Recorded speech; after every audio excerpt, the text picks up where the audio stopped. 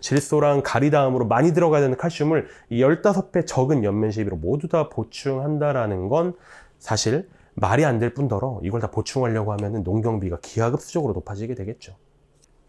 예, 이제 칼슘인데요. 다시 한번 잘 떠올려 보시면 관행을 우리 한번 생각해 보자고요. 밑거름으로는 이제 복합 비료를 많이 사용을 하실 거고요. 1차 옷거름부터 쭉 가신 옷거름부터 그냥 NK를 사용하는 게 관행 농법입니다. 하지만 제가 말씀드렸던 건 밑거름은 이미 다 하셨으니까 옷거름 위주로 생각을 했을 때 1차 옷거름은 복합 비료, 인산이 꼭 포함이 됐으면 좋겠다. 그리고 거기에 칼슘까지 포함이 되면 더할 나위가 없고 얘네는 파구시비를 권장드린다라고 말씀을 드렸고 2차 이후부터는 이는 이미 넣어줬으니까 질소와 칼륨 그리고 칼슘을 보충한 형태의 제품을 좀 사용해 주셨으면 좋겠고 얘네는 파구시비까지는 필요가 없다. 하지만 생육이 좀 부진할 경우에 파구시비를 하시자라고까지 말씀을 드렸습니다. 하지만 조금 아쉬운 부분은 아무리 파구시비를 한다고 하더라도 인산질 자체가 수용성 정인산이건 구용성 정인산이건 수용성과 구용성의 차이는 용해도 차이만 있는 거지 용해 속도 차이만 있는 거지 아무리 빠르게 녹는다고 하더라도 불용화가 쉽게 되고 불용화가 안 되는 데는 이동성이 너무 떨어지기 때문에 파구시비를 하시더라도 인산의 공급의 효과를 거의 보시지 못한다 말씀드리면서 폴리인산의 중요성에 대해서 많이 말씀을 드렸는데요.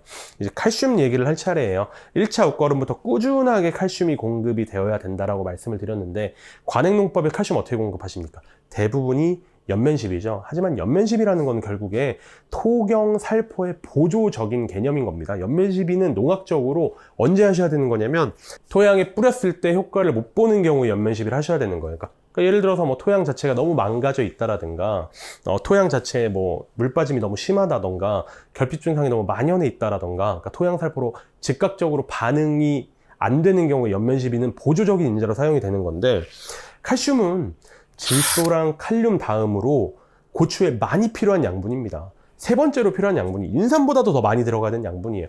그 많이 들어가야 되는 양분을 보조인자인 연면시비로 모두 다 보충하는 건 불가능하다라는 거죠. 실제적으로 우리 한번 이 숫자적으로 그냥 보자고요. 토경시비에 칼슘이 들어가 있는 비료를 30kg 뿌린다고 생각을 해볼게요. 근데 연면시비로는 1톤에 2kg 녹이면은 500배인 거거든요. 500배보다 세게 하시진 않을 거잖아요. 뭐 물론 물량이 바뀔 수는 있겠지만 요 상대적인 숫자만 보더라도 15배 차이입니다.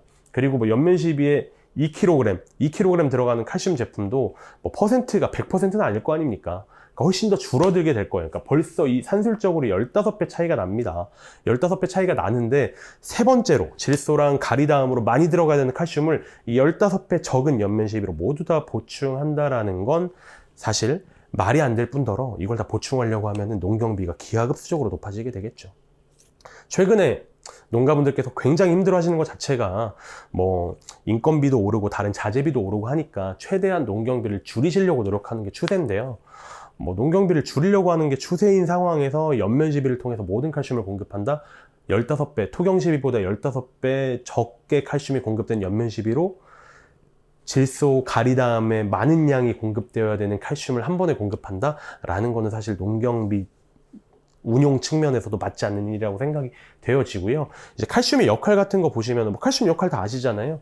뭐 과일 품질에도 영향을 주고 생육에도 영향을 주지만 조금 더 자세하게 말씀을 드리자고 하면은 이제 과육 두께, 그러니까 이 과육 있잖아요. 고추의 과육 두께 자체에 영향을 많이 줍니다. 영향을 많이 주기 때문에 이게 건조가 되는 상황에서, 그러니까 건조 중량에 영향을 끼치는 거고요. 건조 중량에 영향을 끼친다는 얘기는 고추 같은 경우는 고춧가루로 많이 생산되기 때문에 전체적인 수확량 증가에 굉장히 중요한 역할을 한다는 거죠. 그리고 고추하면 뭐예요, 사실? 이런 표현이 좀 이상하게 되면 고추는 병에 굉장히 취약하잖아요. 뭐 지금 뭐 탄저병이라든가 뭐 역병이라든가 칼라병이라든가 너무 많이 있죠. 그 많은 병들을 치료해준 인자는 아니지만 세포 벽에 펙틴 결합을 강화해 줌으로 해서 내병성을 증가시키는 역할을 할 수 있다. 그러니까 칼슘은 굉장히 많은 양이 필요하고 그 양은 반드시 토경으로 꾸준하게 공급이 되어야 된다는 거고요. 그런 형태의 제품이 두 가지가 있습니다.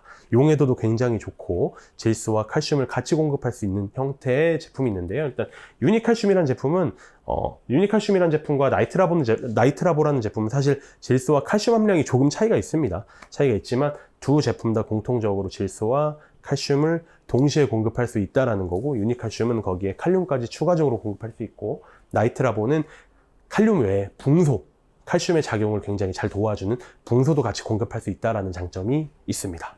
실제로 농가분들이 가끔 정말 전화를 하시면 기량작용, 상조작용에 대해서 말씀하시는 분들이 있더라고요. 아까 제가 말씀드린 대로 연면시비 같은 경우는 토양 환경을 해치지 않고, 그리고 토양 환경에 불균형한 상황에서 양분 흡수가 안 될 때도 양분을 공급할 수 있는 보조인자라고 말씀을 드렸는데, 그런 걸 좀 이제 심도 있게 생각하시는 분들께서 기량작용에 대해서 가끔 문의를 주십니다. 쉽게 얘기해서 칼슘은 양이온이니까 대부분 많이 들어가야 되는 칼륨이랑 마그네슘 등의 양이온이랑 기량작용을 하지 않겠냐. 그리고 칼슘 같은 경우는 인산이랑 황이랑 따로 써야 되잖아요.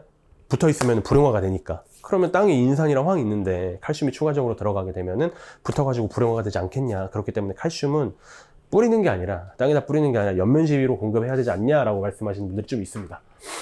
하지만 칼슘이 너무 많은 경우, 칼슘을 너무 많이 공급하는 경우, 반대로 칼륨이나 마그네슘도 마찬가지겠죠.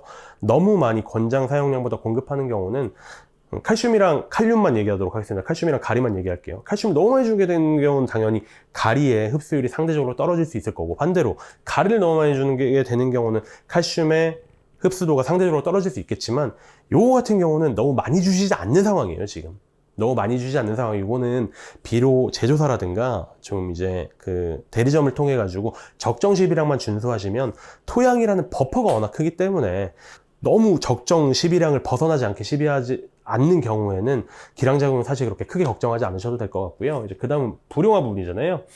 불용화 같은 경우는 마찬가지로 이온화된 상태에서 얘네가 결합을 하는 게 문제예요. 그러니까 쉽게 얘기해서 물에 칼슘이랑 인 혹은 황을 한 번에 녹이는 경우, 자체가 문제입니다. 이게 문제라면 사실 양액재배는 불가능하거든요.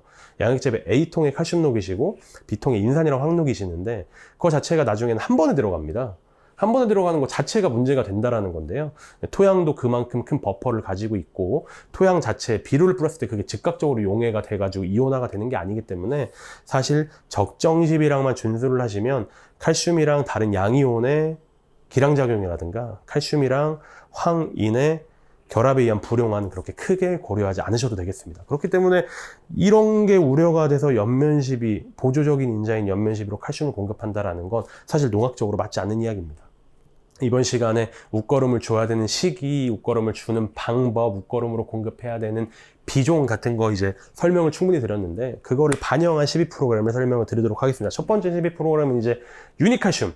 제가 말씀을 드렸던 유니칼슘과 두프로는 폴리인산을 포함한 1차 웃거름으로 적용이 굉장히 좋은, 그리고 칼슘도 같이 공급할 수 있는 복합비료라고 설명을 드렸고, 유니칼슘은 1차뿐만 아니라 2차, 3차 웃거름에 꾸준하게 공급이 되면 좋은 NK, 질소와 칼륨, 칼슘 제품이라고 설명을 드렸는데요.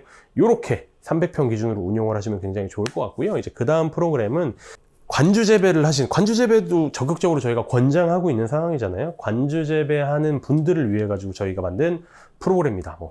정식 전에 이제 밑거름 뿌리는 것까지 다 만들어 놨고요. 15일 있다가 관주가 시작이 되시고 15일, 50일 자르고 50일부터 수확 마무리로 잘랐습니다. 프로그램 구성하는 내용 보시면 야라멜라 컴플렉스, 굉장히 좋은 형태의 제품이죠. 질소, 인산, 가리뿐만 아니라 마그네슘, 황, 칼슘을 제외한 모든 양분을 한 번에 공급할 수 있는 형태의 제품이고요. 나이트라보는 말씀드린 대로 질산, 칼슘의 붕소까지 들어가 있는 제품입니다. 그 이후에 이제 물과 함께 들어갈 수 있는 야라레가 제품과 녹이는 야라테라 칼시니트, 질산, 칼슘 제품 포함시켜 놨고요. 야라테라 슈퍼 FK30, 이거는 그냥 100% 폴리인산이라고 말씀을 드렸던 제품이 들어있는데, 마찬가지입니다. 칼시니트, 질산 칼슘이니까 당연히 황이랑 인 들어가 있는 제품이랑 한 번에 안 녹이는 걸 권장드린다고 말씀드렸잖아요. 땅에 뿌리는 건 상관없지만 녹이는 것 자체는 불용화가 즉각적으로 일어나다, 이온화가 돼 있으니까요. 그래서 칼시니트는 단독 관주를 추천을 드리고요. 나머지 야라레가 그리고 야라테라 슈퍼 FK30은 같이 녹이는 거를 권장드립니다. 그리고 실제로 같이 녹였을 때 또 장점들이 있고요. 그 장점에 대해서는 제가 다음 영상에서 말씀드리도록 하겠습니다. 이번 영상은 여기까지입니다. 감사합니다.